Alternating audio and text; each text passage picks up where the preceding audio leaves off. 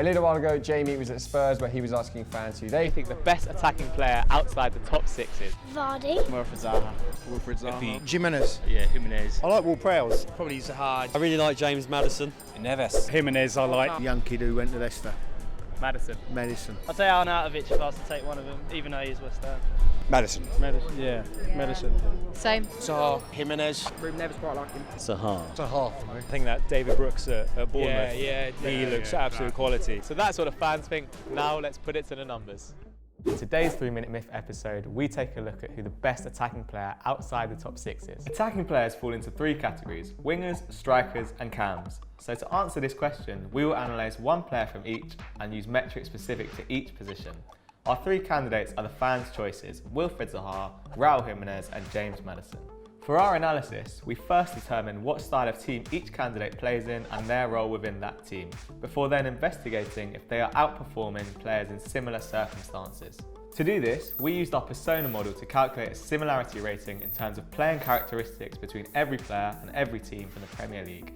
Adding both these scores together then allows us to find each player's most comparable players. Let's begin by looking at Zaha, focusing on ball carrying and output.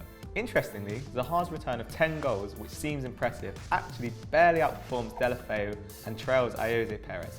Similarly, for expected goal contribution and assists, he also fails to make an outstanding impression. However, it is when it comes to ball carrying that Zaha really outperforms, completing significantly more dribbles than take-ons per 90 and advancing his team by far the furthest distance down the field of his runs. So clearly Zaha is an elite dribbler, but is failing to overachieve in terms of his productivity. Next, we analyse Jimenez. For strikers, we are purely focusing on their influence on goal scoring. In terms of being in positions to score and chance creation, he has been effective, but still trails Callum Wilson. However, when it comes to actual output, he falls away and has lacked the killer edge shown by Jamie Vardy. Jimenez is furthest away from the goals tally you would expect him to have and ranks disappointingly for open play goals per 90.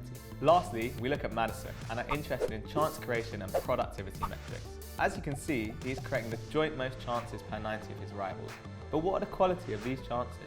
Well, Maddison comes out best of his counterparts for expected assists and really excels when it comes to expected goal chain per 90, which accumulates the XG of every move involving the player in question.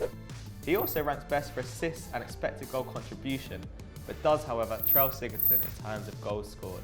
Undoubtedly, all three have been impressive this season. However, due to the fact that Maddison has consistently outperformed the level expected of him and been productive in all areas of his game, we believe he deserves the crown of best attacking player. So there we have it. Leicester's new head of football analytics may have a battle on his hands to keep James Maddison this summer. Where should we go next? Let us know in the comments below. But in the meantime, this has been 3 Minute Myths, delusions debunked in 180 seconds.